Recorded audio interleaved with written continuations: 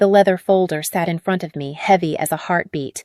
Inside were the deeds Grandma's 21st birthday gift, a $50 million hotel with my name on it. But before I could even breathe, the front door opened. My mother walked in her new husband right behind her. We should manage it together as a family, she said, smiling like it was still her world. When I told her absolutely not. I'm the owner now, she snapped. Then pack your bags and leave this house. I didn't argue. I didn't move. Because I knew something they didn't. That night wasn't about their demands. It was about Grandma's next move, one that would end their little performance for good.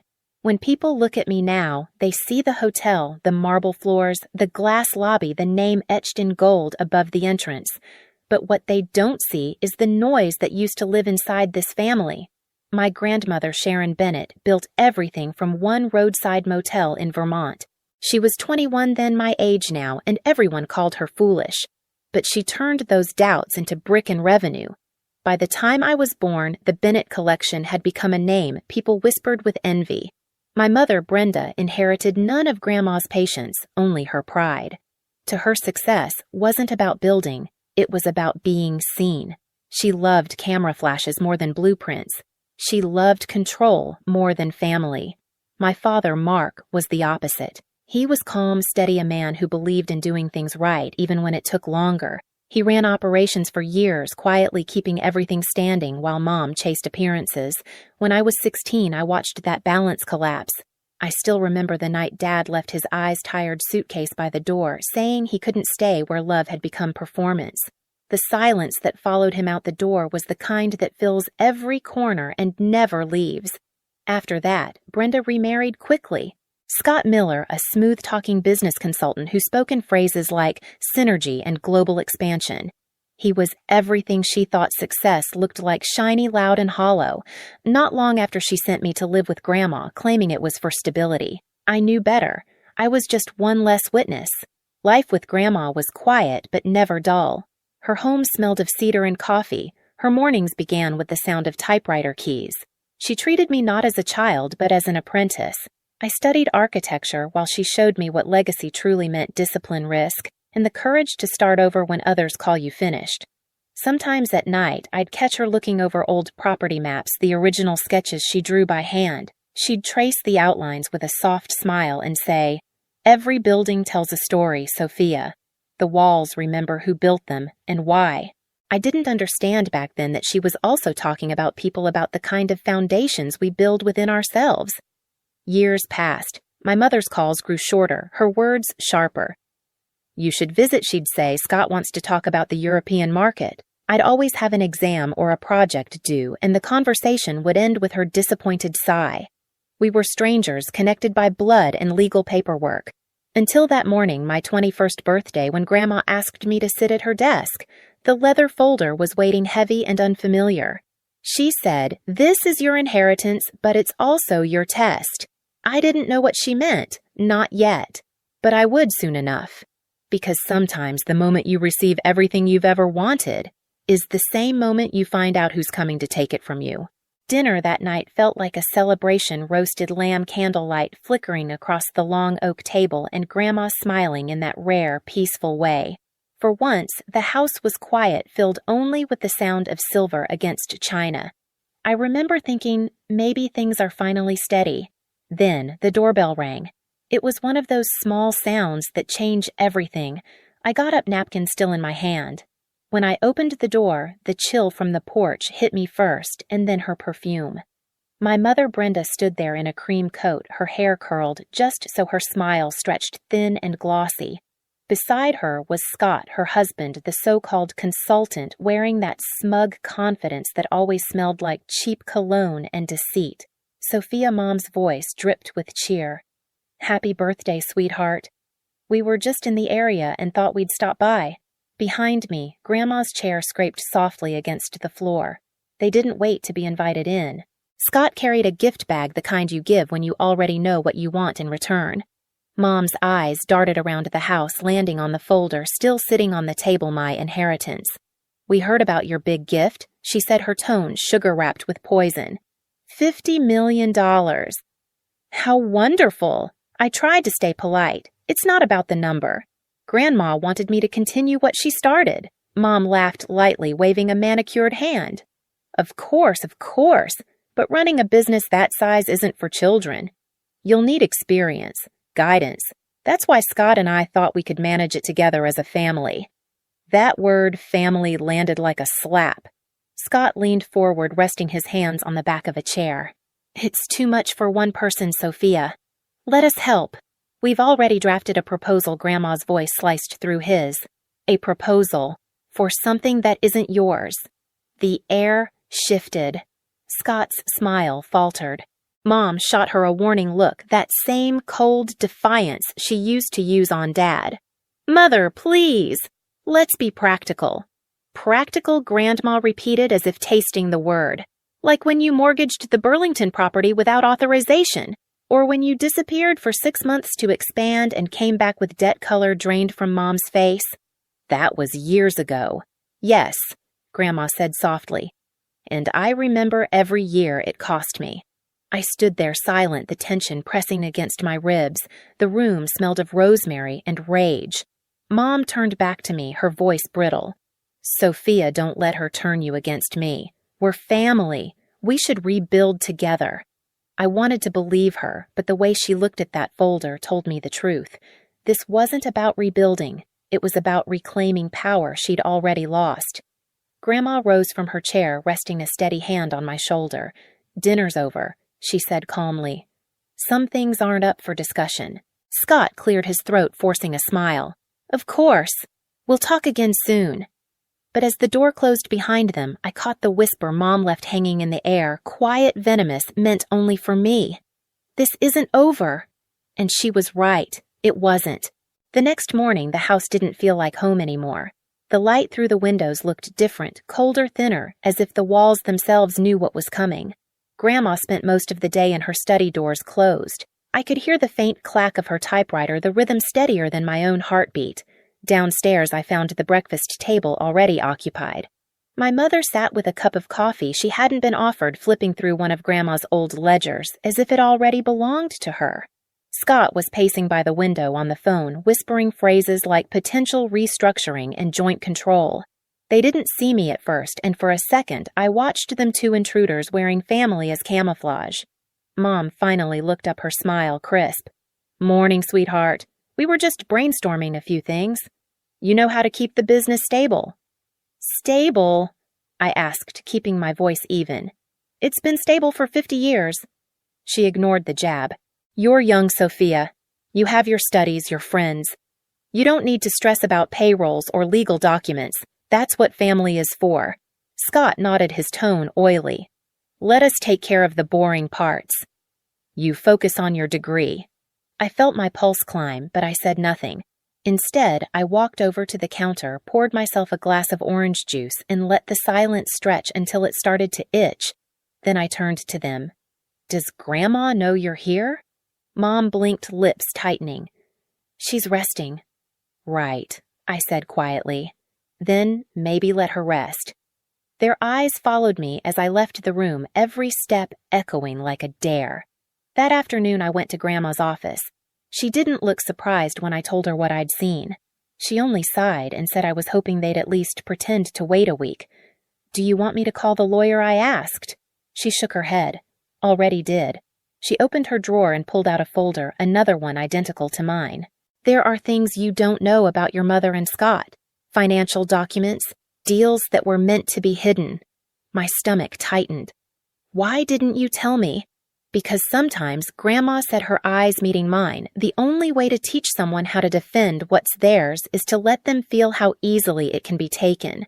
We spent the rest of the day quietly preparing.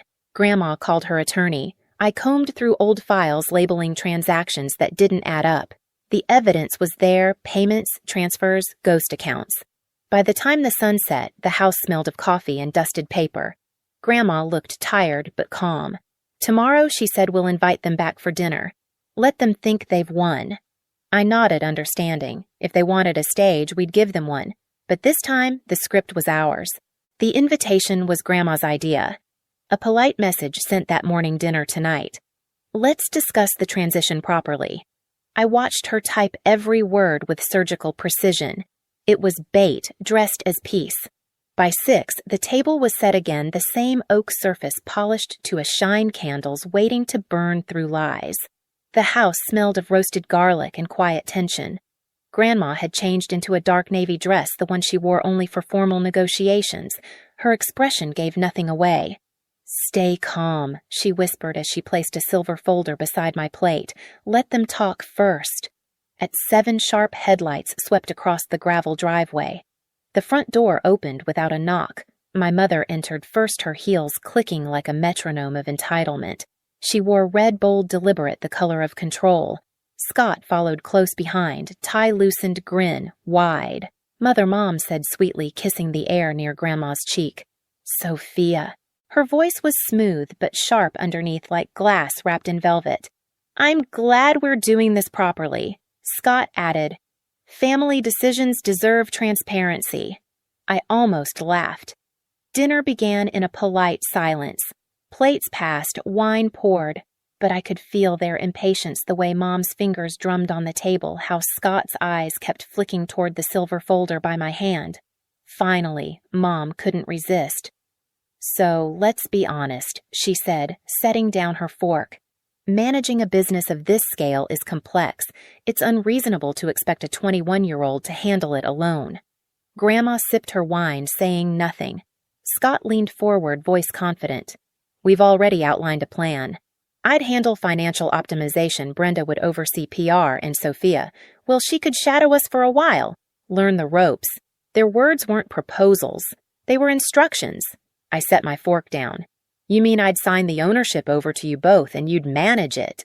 Scott's grin tightened. "Temporarily." Grandma looked up, eyes unreadable. "And how exactly would that benefit Sophia?" Mom's smile grew wider. "It would benefit everyone. We're family after all." That word again, family. It felt filthy in her mouth. I took a slow breath.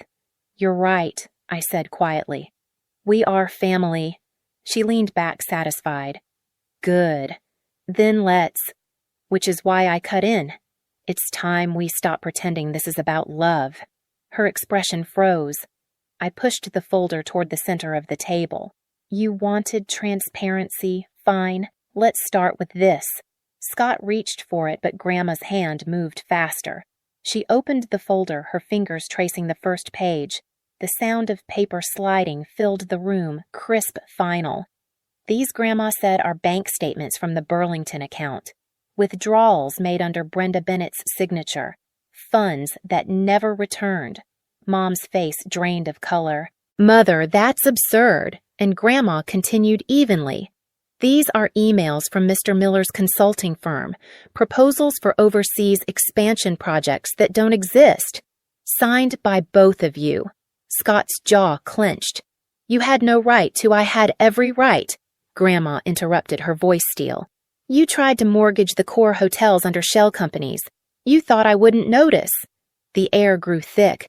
I could hear the fire crackling in the hearth, the only sound brave enough to speak. Mom's eyes darted to me, desperate. "Sophia, this isn't true. She's twisting things. You can't possibly believe." But I didn't need to answer. Grandma slid one last document across the table. "The ownership amendment," she said. "Effective immediately, all control transfers solely to Sophia Bennett. You are hereby removed from every board and trust." Mom stared at the page like it might catch fire. "You can't do this," she whispered. "I already have," Grandma said. Silence. Then it came the explosion. Mom shot up from her chair, voice cracking. "This is my legacy. My life. You can't just hand it to her." Grandma remained seated. "You handed it away yourself." Scott grabbed Mom's arm, muttering, "Let's just go." But she wasn't done. "No," she shouted, pointing at me.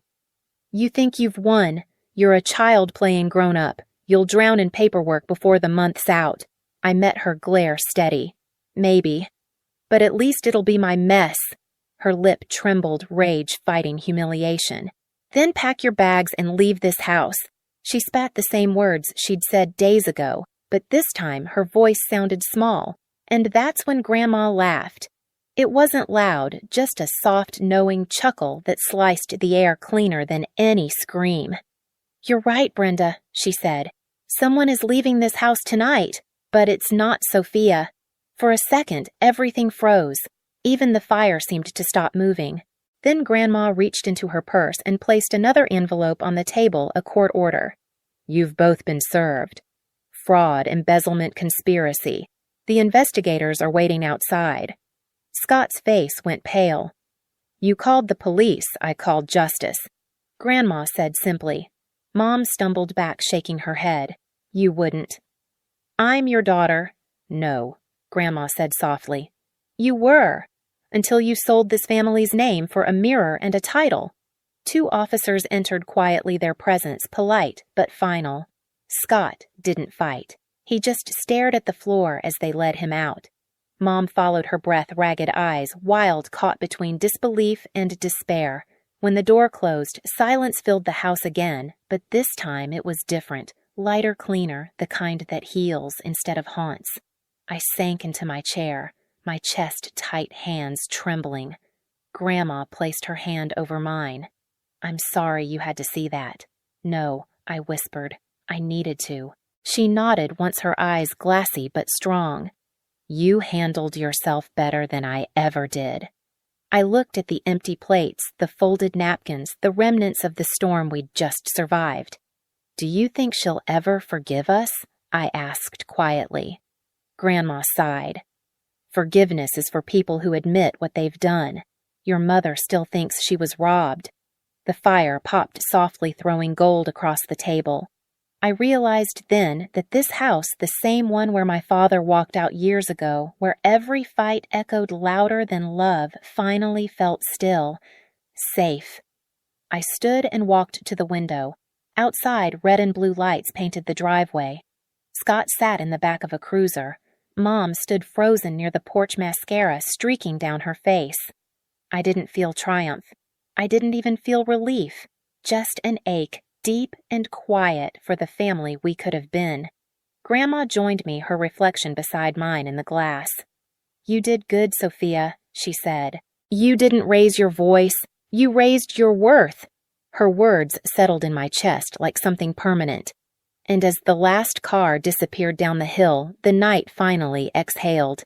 We didn't toast, didn't celebrate. We just sat in the quiet glow of the fire, two women who'd survived the same bloodline in different decades finally breaking the pattern.